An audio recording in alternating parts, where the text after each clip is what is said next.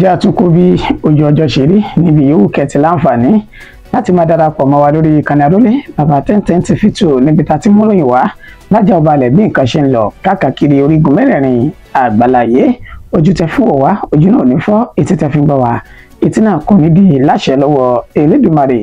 Ìròyìn fún ti àsìkò yìí náà lágbálẹ̀ gbòde ta tó mú wá sójú móhùnmáwòrán àti tí ìgbọ́ ẹ̀yin tẹ́ jẹ́ olólùfẹ́ lórí ìkànnì yìí nígbà tí ó kò níròyìn tí ò yí padà àyànfẹ́ Elédùmarè òun ló kọ́ tèmi jẹ́.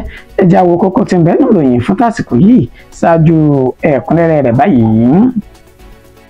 Lórí àṣẹ tí ààrẹ Bọ́lá Ahmed Tinubu pa ní ìpínlẹ̀ Rivers gẹ́gẹ́ bó ṣe kéde state of emergency ní ìpínlẹ̀ ọ̀hún, ọ̀gọ̀rọ̀ àtakò ló ti wá láti ọ̀dọ̀ àwọn ọmọ orílẹ̀-èdè Nàìjíríà lóríṣiríṣi báyìí. Wọ́n lọ sáwùjọ àwọn asòfin àgbà l'Àbújá. Àwọn asòfin àgbà l'Àbújá tí a mọ̀ sí senators ti gbé àbádòfin kan kalẹ̀ pé kí gbogbo àwọn oníkànnì orí ayélujára kí wọ́n ní iléeṣẹ́ ojúkorojú lórílẹ̀‐èdè Nàìjíríà yìí. Ẹ jẹ́ ń fò fẹ̀rẹ̀ rélù Oǹdó báyìí. Adúpẹ́ o, ọwọ́ ti tẹ àwọn àgbà ajínigbé kan ní ìpínlẹ̀ Oǹdó. Wọ́n sì gba owó tó jẹ́ 3.6 million naira lọ́wọ́ wọn gẹ́gẹ́ bí owó ìtúsílẹ̀ àwọn tán ti jí gbé. Àwọn obìnrin ìlú ṣe ìwọ́de tako Fúlàní ní ìlú wọn ní ìjọba ìpínlẹ̀ náà tún ṣe bẹ́ẹ̀ ṣàtakò fún wọn. Wọ́n sì ṣe ènìyàn mẹ́ta ṣégeṣége ní ìpínlẹ̀ ọ̀hún. Àwọn ọmọ ogun ilẹ̀ yìí ti ya wọ ìpínlẹ̀ Rivers báyìí lẹ́yìn ìkéde ààrẹ Bọ́lá Ahmed Tinubu ní state of emergency. Ìròyìn náà rèé ní ẹ̀kúnrẹ́rẹ́. Lórí àṣẹ tí ààrẹ Bọ́lá Ahmed Tinubu pa ní ìpínlẹ̀ Rivers gẹ́gẹ́ bí ó ṣe kéde ìpínlẹ̀ ọ̀hún pé kó wà ní state of emergency, ọ̀gọ̀rọ̀ àtakò ló ti gbéra dìde báyìí láti ọ̀dọ̀ àwọn ọmọ orílẹ̀-èdè Nàìjíríà ní ọlọ́kan-kò-jọ̀kan.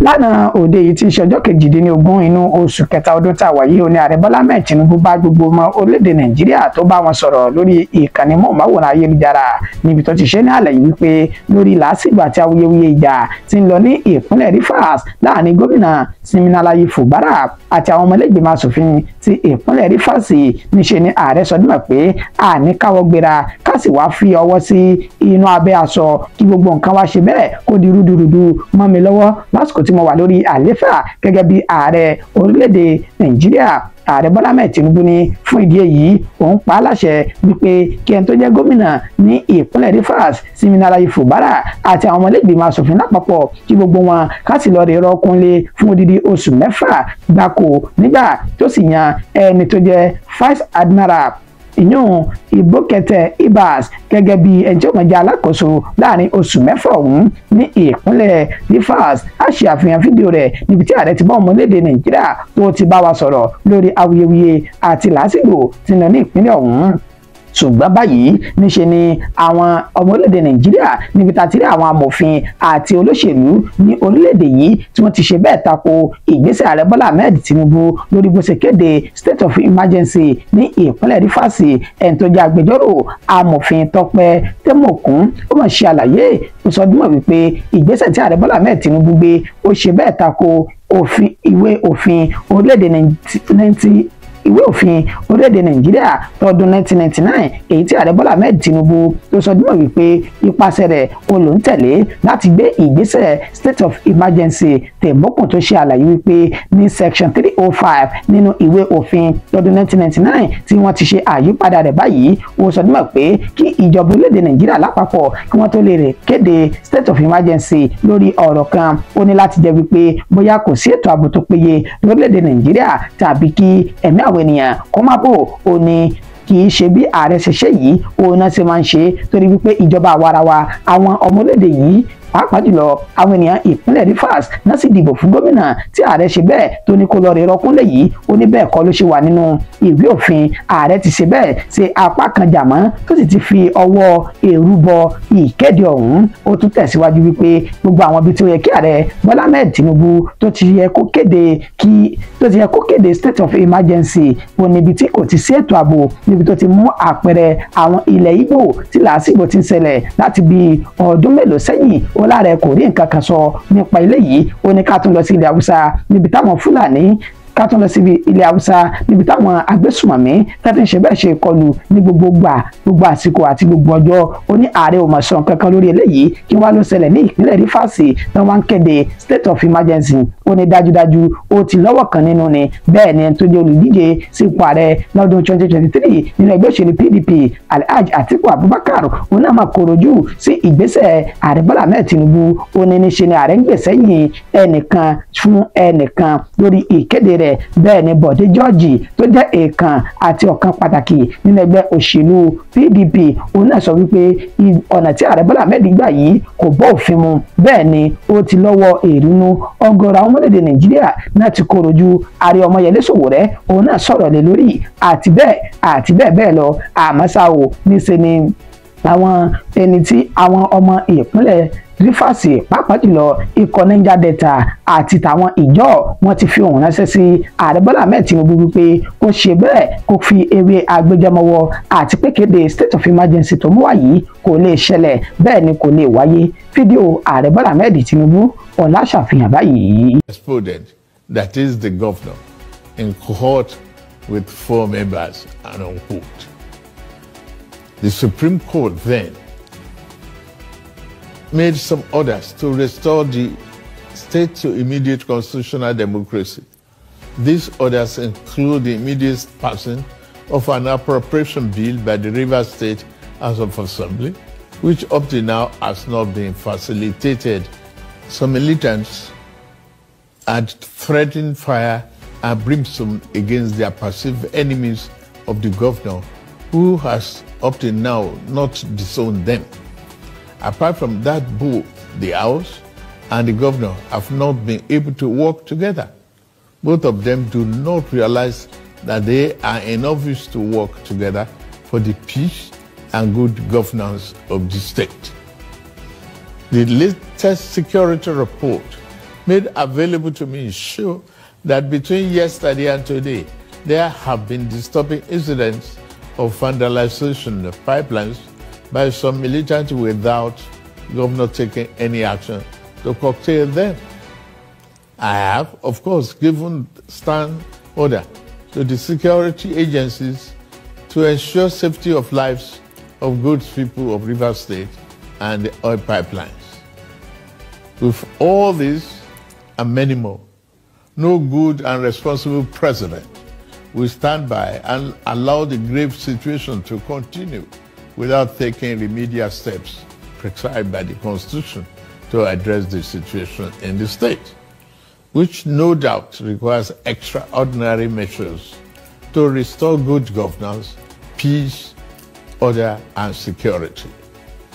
In these circumstances, having soberly reflected on and evaluated the political situation in Rivers State, and the governor and deputy governor of Rivers State having failed to make a request to me as president to issue this proclamation as required by Section 305, Paragraph 5 of the 1999 Constitution as amended, it has become inevitably compelling for me to invoke the provision of the Section 305 of the Constitution of the Federal Republic of Nigeria, 1999, as amended, to declare a state of emergency in Rivers State with effect from today, 18th March, year 2025, and I so do. By this declaration, the governor of Rivers State, Mr. Similaye Fubara, his deputy, Mrs. Ngozi Oju, and all elected members of the House of Assembly State are hereby suspended for an initial period of 6 months. In the meantime, I hereby nominate Vice Admiral Ebote. Ẹ káàbọ̀ padà, mo ń lọ sáwùjọ àwọn asòfin àgbà ní Àbújá. Àwọn asòfin àgbà tá a mọ̀ sí sẹ́nítọ̀sì tí ń bẹ ní Àbújá náà ti gbé àbádòfin kan kalẹ̀ pé kí gbogbo àwọn oníkànnì orí ayélujára kí wọ́n ní iléeṣẹ́ ojúkòròjú lórílẹ̀‐èdè Nàìjíríà. amòfin tó jẹ́ sẹ́nítọ́ọ̀sì ẹ̀yìn Ned Nwoko tó jẹ́ aṣojú fún àríwá ìpínlẹ̀ Delta olómàṣẹ́bẹ̀ gbé àbádòfin kankalẹ̀ tó kà á sí ti ìgbà àwọn sẹ́nítọ́ọ̀sì tó kù ní Àbújá lánàá níbi tí wọ́n ti ní ìjókòó ọmọlé ìgbìmọ̀ asòfin àgbà ní Àbújá. Ó ṣe ní àlàyé wípé òun ti ń rò ó lọ́wọ́ àti ẹ̀yìn pé ní orílẹ̀-èdè Nàìjíríà ní ilẹ̀ Áfíríkà ti ṣẹlẹ̀ adúláwọ̀ orílẹ̀-èdè Nàìjíríà òun ló gbajúmọ̀ jùlọ nílẹ̀ tí wọ́n ti ní òǹkà wa ó jẹ́ 220 million. Ó tún wá ṣe ní àlàyé wípé gẹ́gẹ́ bí àkọsílẹ̀ Global Web Index ìtàn ṣe ní àlàyé pé orílẹ̀-èdè Nàìjíríà ó ní léwájú lórílẹ̀-èdè tó gbajúmọ̀ jù ní ilẹ̀ adúláwọ̀ ó ní bẹ́ẹ̀ àwa la wà ní ipò kejì lágbàláyé tá à ń lo ìkànnì orí ayélujára jùlọ. Ó ní àkọsílẹ̀ wọn tún ṣe àlàyé pé láàrin wákàtí 3 àti ìṣẹ́jú 43 òun la fi dúró ní orí ìkànnì ayélujára ní gbogbo ọjọ́ tí ojúmọ́ bá ti ń mọ́ báyìí. Ó ní fún ìdí èyí kò yẹ kí orílẹ̀-èdè Nàìjíríà wá di tí ó wà ní ẹ̀yìn. Ó ní kì í ṣe pé wọ́n fẹ́ ṣe àtakò fáwọn tán ní ìkànnì orí ayélujára bíi Facebook, WhatsApp, X tá a mọ̀ sí Twitter tẹ́lẹ̀ àti àwọn ìkànnì míì TikTok àti bẹ́ẹ̀ bẹ́ẹ̀ lọ. Ó ní ṣùgbọ́n àwọn orílẹ̀-èdè tí wọn kò lo àwọn ìkànnì orí ayélujára yìí gan wọ́n fi àyè lẹ̀. Bẹ́ẹ̀ ni àwọn ènìyàn náà wọ́n ní ọ́fíìsì tí ń ṣe ilé ìtajà ojúkorojú ní inú ìlú ọ̀hún. Ó ní tá a bá wá lè gbé ìgbésẹ̀ yìí ìyànjẹ là ń mú wá fúnra wa torí wípé à ń ṣe bẹ́ẹ̀ fún àwọn ènìyàn náà ní owó gọbọyì pẹ̀lú bí a ṣe ń lo àwọn orí ìkànnì ayélujára náà. Ó ní fún ìdí èyí ó gbé àbádòfin náà kalẹ̀ pé ẹ pa á láṣẹ káwọn ọmọlẹ́gbẹ̀mọ aṣòfin káwọn sọ di mọ̀ pé kí wọ́n dá iléeṣẹ́ ojúkorojú tàwọn oníkànnì orí ayélujára náà kí wọ́n dá kalẹ̀ lórílẹ̀‐èdè Nàìjíríà. Ned Nwoko tó fi fún síwájú ẹni tó jẹ́ aṣòfin ẹni tó jẹ́ senate president nílẹ̀gbìmọ̀ aṣòfin àgbà Godwin Akpabio nígbà tí Akpabio náà sì yẹ̀wò ni ó yẹ kí àwọn jókòó ẹlẹ́ẹ̀kejì tí ń ṣe second reading fún àbádòfin ọ̀hún. Fídíò náà á ṣe àfihàn rẹ̀. Mr. President, this bill therefore is not an attack on these platforms. It's a call for equity and fairness. It's a demand for respect and recognition of Nigeria's status as a global leader in digital engagement. In furtherance of our commitment to a structured and accountable digital space, this bill also mandates all bloggers operating in Nigeria to have an office that is verifiable in any of the capital cities across the country. They must keep proper records of the employees and belong to recognized national bodies, which shall have its headquarters in Abuja. We cannot continue to have a situation where individuals operate anonymously, spreading information mostly false, without any structure or accountability. Just like traditional media houses, bloggers must be properly registered and regulated to ensure professionalism, transparency, and responsibility in their operations. Mr. President and my colleagues, I urge all to support the passage of this bill. It's a bold step towards ensuring that Nigeria's digital space is not only vibrant, but also fair and just for all stakeholders. But bloggers are slightly different because they can do their business from their bedrooms, they can do their business from their cars, they can do their business from the plane, anywhere they are. So I think the best thing is for the bill to go for second reading, and after the second reading, while we are at a public hearing, a lot of people could be invited to make their inputs. I'm very certain that by the time it comes back to us for possible passage into law, it definitely would have been different and much more streamlined.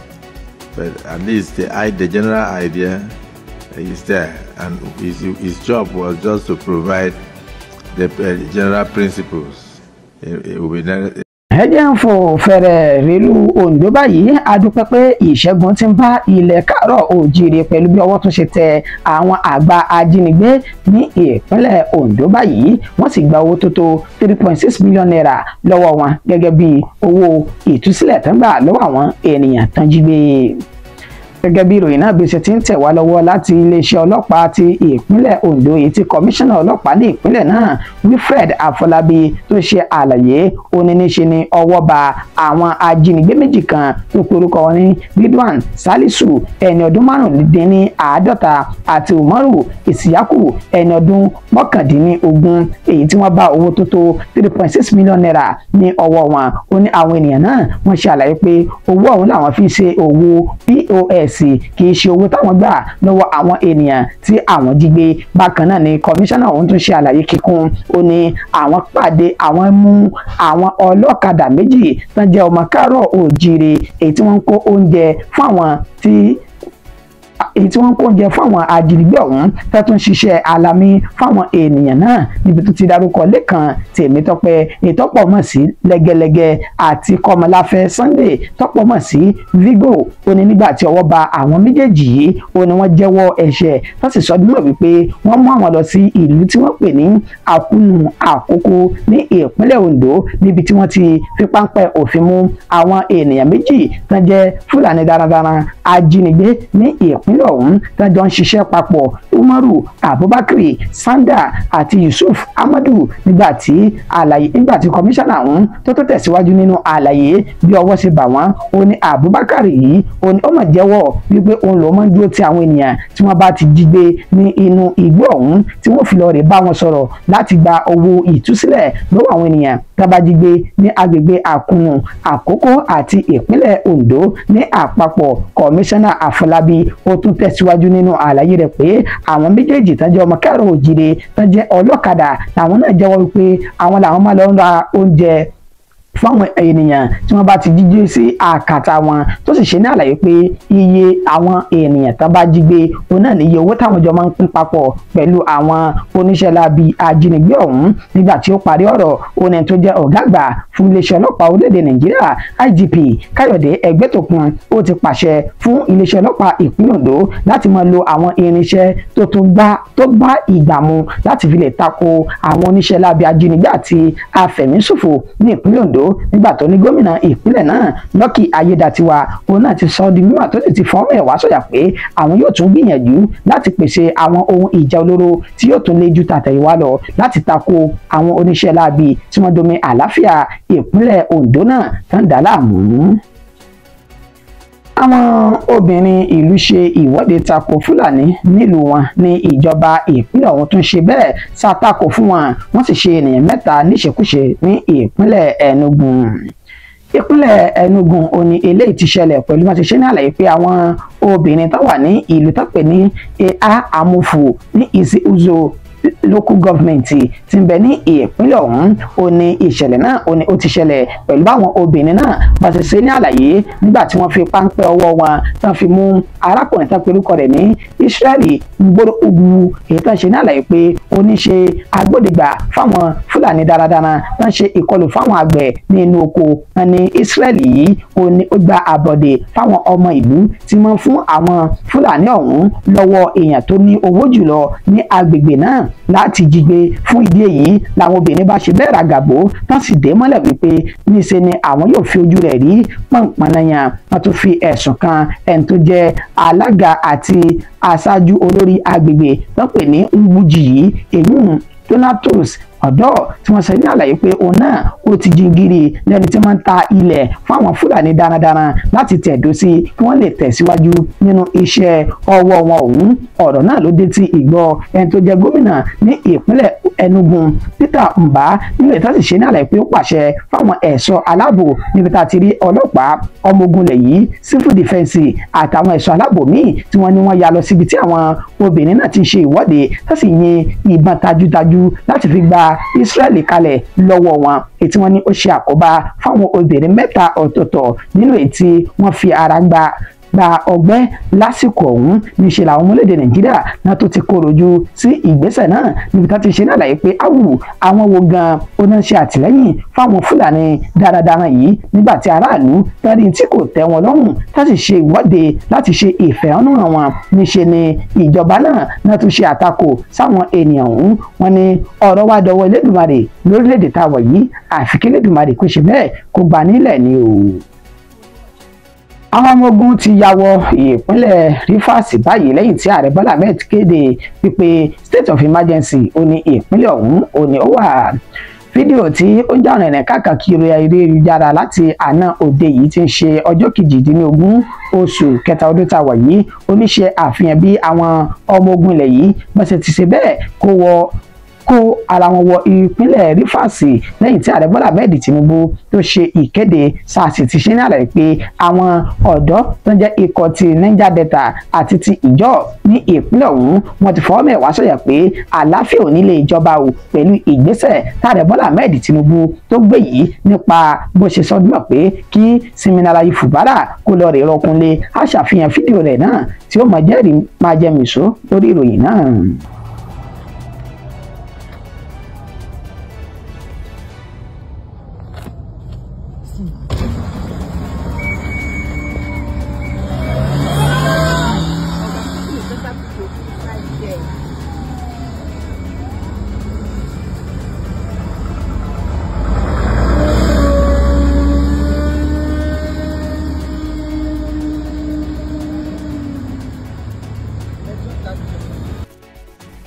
ẹ tún káàbọ̀ padà kì í dùn kó pọ̀ Yorùbá ní ṣókí oníkẹjá ṣe ọbẹ̀ oge mọ̀dẹ́mọ̀gẹ́ ìfìlò ní kọjá ìpín-ìpéjú títí di ìgbà tá tún padà máa fún wa ní ìròyìn míì lórí ìkànnì tá a jọ wà yóò kọ́ mi ò yí padà àyànfẹ́ Elédùmarè òun lèmi ń jẹ́ mo kí wa wípé a kú àtàárọ̀.